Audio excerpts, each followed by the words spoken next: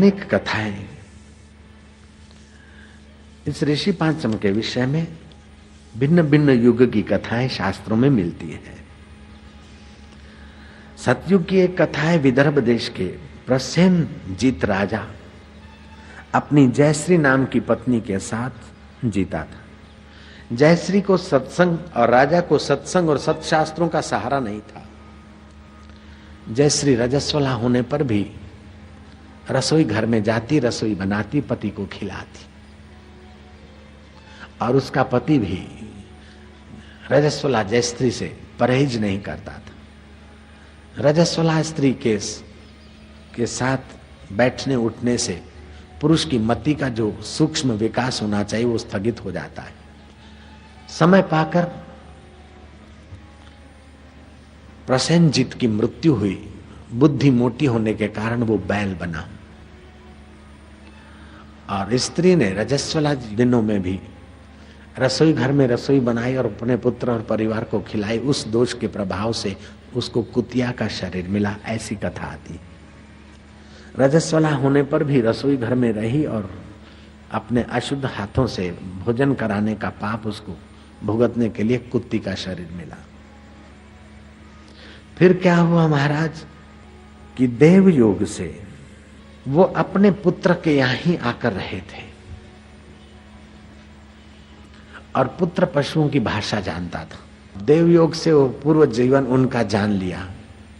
अब इस माता पिता के पूर्व जीवन के दोष को निवृत्त करने के लिए शास्त्रकार और संतों की शरण ली, और संतों ने बताया कि ऋषि पांचम का विधिवत व्रत करने से उनका ये दोष निवृत्त होगा और सद्गति हो जाएगी। दूसरी भी कथा आती है और युगों की, कि उत्तंक नाम के ब्राह्मण थे, उनको एक पुत्र था और दूसरी पुत्री थी। ब्राह्मण बड़े विद्वान थे और पिता का संग करने से पुत्र भी वेद शास्त्रों में पारंगत हुआ। पुत्री की शादी हो गई, लेकिन थोड़े दिनों में पुत्री विधवा होकर घर चले आई। विधवा लड़की घर आने पर ब्राह्मण का मूड खराब हो गया। जीवन की नश्वरता जानकर उस ब्राह्मण देव उत्तंग नाम के ब्राह्मण को गंगा किनारे निवास करने की रुचि हुई। सपरिवार वो गंगा किनारे अपने परिवार सहित रहता और ब्रह्मचारियों को वेदों का अध्ययन कराता। उत्तंग ब्राह्मण उस कन्या को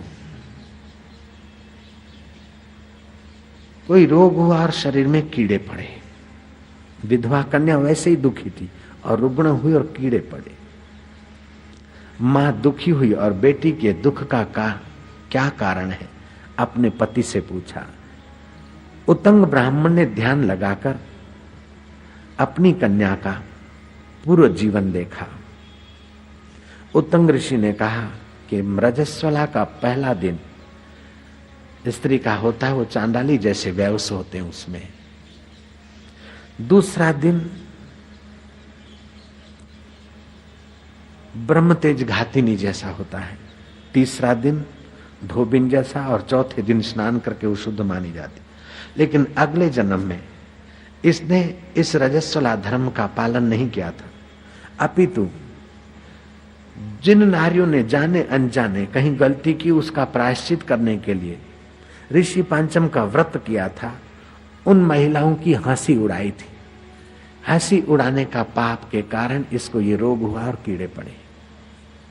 है तो मेरी कन्या, लेकिन कर्म की गति भी तो अपना काम करती। अब एक ही उपाय है कि ऋषि पंचम का व्रत किया जाए। प्रभात काल उठे और स्नान आदि करे तो महिलाओं का ओज तेज बढ़ेगा और जाने अनजाने जो गलतियां हो गई हो वो क्षम्य हो जाएगी। और आने वाले वर्ष में कुटुंब के और व्यक्ति रसोई बनाकर रजस्वला दिनों में परिवार को खिलाएं। ऐसा थोड़ी व्यवस्था करें तो परिवार के व्यक्तियों की बुद्धि तेजस्वी रहेगी।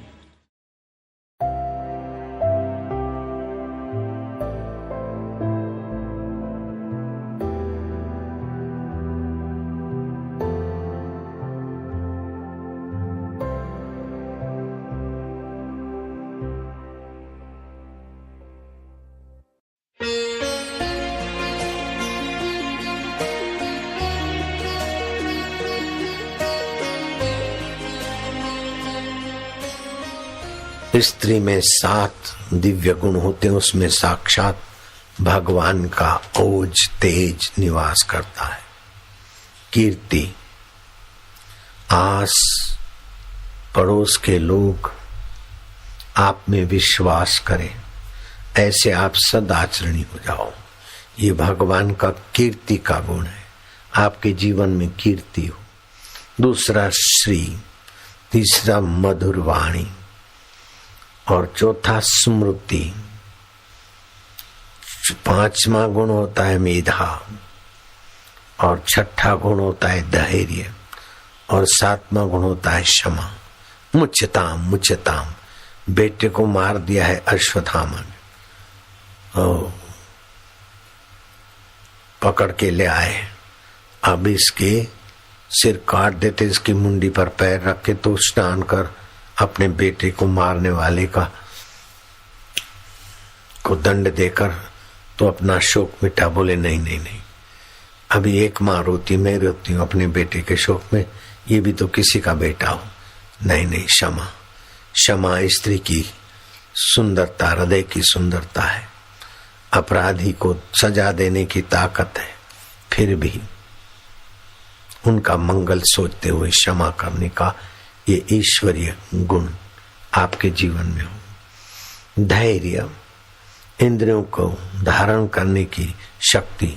ऐसा नहीं ये अच्छा देखा खरीद लिया, वो अच्छा देखा खा लिया, नहीं, संयम से आवश्यकता हो तो सात्विकता से उसका उपयोग करना। तीसरा गुण होता है मेधा। अचानक परिस्थिति आ जाए तो सूक्ष्म वृत्ति हो, मेधावी।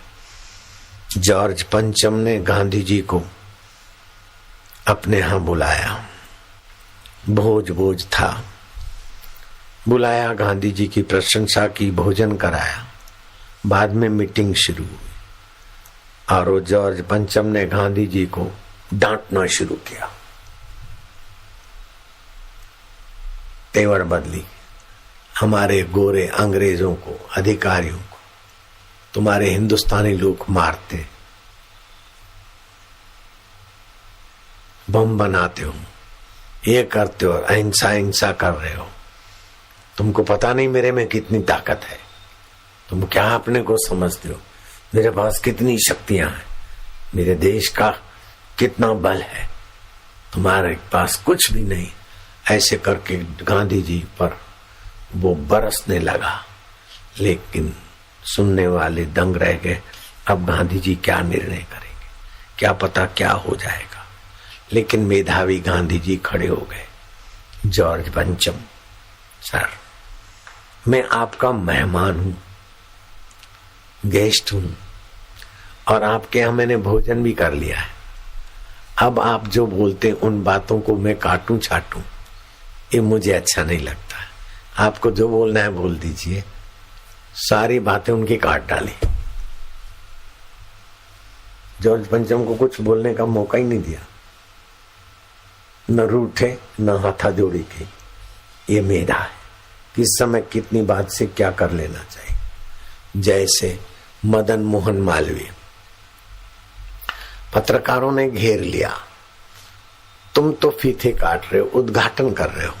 गांधी जेल में, नेहरू जेल में, तिलक जेल में, स्वतंत्र सेना संग्रामी ब्रिटिश शासन की निशाने पर जेल में, और आप अभी भी भाषण कर रहे हो और उद्घाटन कर रहे हो। तो क्या आप अंग्रेज सरकार के आदमी हो क्या? लगता तो नहीं है। बोले नहीं नहीं, मैं अंग्रेज सरकार का आदमी नहीं हूं। तो क्या अंग्रेज सरकार आपसे डरती है? बोले मैं एक व्यक्ति और उनके पास तो इतनी फौज, इतना शासन, वो मुझसे डरेगी कैसे? तो आपको क्यों जेल में नहीं बिठाते? बोले गांधी जी बोलते हैं विदेशी वस्तुओं का बहिष्कार करो। मैं बोलता हूं आज से संकल्प करो कि स्वदेशी वस्तु ही पहनेंगे, स्वदेशी वस्तु ही खरीदेंगे। जो हमारे देश में बनता है उसी चीज को हम खरीदेंगे। बस वो बोलते विदेशी वस्तुओं का बहिष्कार तो कानून का खंडन होता है, इसलिए उनको जेल में डालते। मैं बोलता हूँ स्वदेशी वस्तु का ही उपयोग करो। तो मैं तो वो सीधा नाक पकड़वाते, मैं घुमा के अंग्रेजों का नाक पकड़वा देता हूं। तो ये मेधावी पुरुष की बात है। अब्बा की औरतें जरा हटो तो जूते खाएगा। माताएं बहनें यहाँ खड़ी हो, जरा रास्ता दे सको। हाँ हाँ भैया जाओ। ठीक है बेटे, कहाँ से आए? अंधेरे में कैसे जाओगे? लो हमारी टॉर्च चाहिए तो ले जाओ। अब्बा की औरतें तो जूते खाएगा, माताएं बहनें जरा रास्ता दे सकती हो तो देखो। हाँ हाँ भैया क्यों नहीं। हाँ, वाणी ऐसी बोलिए मनवा शीतल होए और उनको शीतल करे, आपो शीतल होए। आप सुबह जब उठे न तो थोड़ी शहद भर लीजिए डब्बी में, मन की डब्बी, और जब भी बोले तो मन की डब्बी से शहद की बूंद रख दीजिए जीवा पर। मधुमय बोलो, सारमय बोलो, सुखमय बोलो। आप अमानी और दूसरों को मान देने वाली वाणी बोलो। ये आपका मधुर वाणी का गुण तीसरा है। कम बोले, सच बोले, प्रिय बोले, सार गर्भित बोले, हित कर बोले। ये स्त्रियों के पास ईश्वर ने कुदरती देन दी है। फिर श्री सच्चरित्रता का सौंदर्य हो और कीर्ति, अर्थात आसपास के लोगों का आपके ऊपर विश्वास हो कि भाई बदचाल नहीं है, ये भाई बदचाल नहीं, ये झूठ कपट करके ठगेंगे नहीं, तो ये कीर्ति है। आप बोले, आपकी बात पर लोग विश्वास करें, ये कीर्ति। कीर्ति में ईश्वर का वास है। श्री माना सच्चरित्रता, सच्चरित्रता का सौंदर्य। 2 मधुर वाणी, कम बोले, सच बोले, प्रिय बोले, हितकर बोले। फिर चौथा है स्मृति, जो काम करना है अथवा जरा जरा बात में मैं भूल गए, नहीं आपका स्मृति का सद्गुण विकसित हो, इसलिए मैं करवाता हूं। ये स्मृति में भगवान का ओज रहता है, समता रहती है।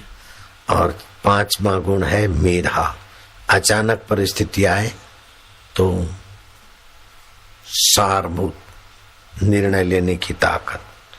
और 6ठा गुण है धैर्य, इंद्रियों के धारण करने वाले की शक्ति।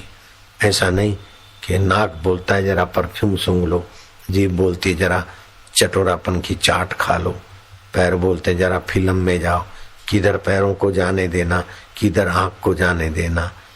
धैर्य से, नियम से अपना रहे, जरा जरा बात में उत्तेजित नहीं हो जाना, जरा जरा बात में आकर्षित नहीं हो जाना। और 7वां गुण है क्षमा, अपराधी के प्रति भी उसके मंगल की भावना से क्षमा। अगर उसको दंड देकर उनका मंगल होता है तो दंड दो, लेकिन क्षमा के भाव से, मंगल के भाव से। तो ये 7 जो स्त्री में गुण होते हैं, मैं फिर से बोलता हूं, ये महिलाएं धारण कर सकती हो। कीर्ति अर्थात आसपास के लोग आप पर विश्वास करें। श्री माना सच्चरित्रता का सौंदर्य।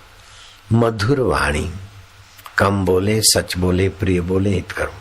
स्मृति, याद शक्ति बनी रहे, भूले नहीं, ये स्मृति का गुण बढ़ा देगा। मेधा, अचानक परिस्थितियों में सही निर्णय लेना। धैर्य, इंद्रियों को नियंत्रित करना, जरा जरा बात में उत्तेजित नहीं हो जाना, बह नहीं जाना। और 7वां गुण है क्षमा, अपराधी के प्रति, कभी सासू का अपराध हुआ, कभी बहू का हुआ, कभी पड़ोसी का हुआ, कभी पति का हुआ, कभी किसी का हुआ, उसके अपराध को याद कर करके अपना दिल दुखाओ नहीं, और उसको भी बार बार उसके अपराध की याद दिला के उसे दुखी मत करो। हाँ, उसे उन्नत करने की कला ज्ञानवान जानते, वो जो करते हैं वो सब ठीक है, लेकिन जो आम आदमी के लिए नियम होते हैं वो तत्ववेता के लिए नहीं होते। चरणदास महाराज की एक शिष्या हो गई, उसमें ये 7 गुण कैसे चमके होंगे। उसके उपरांत ब्रह्म ज्ञान के प्रकाश से 7 गुण अपने आप आ गए होंगे। सहजोबाई बोलती है, साध मिले सब दुख गए, मंगल भये शरीर। साधु का दर्शन हुआ, सत्संग मिला, सारे दुख गए, मंगलमय शरीर हो गया, मंगलमय ये सद्गुण आ गए। वचन सुनते ही मिट गई जन्म जन्म की पीर। साध मिले सब दुख गए मंगल भय शरीर। वचन सुने ही मिट गई जन्म जन्म की पीर।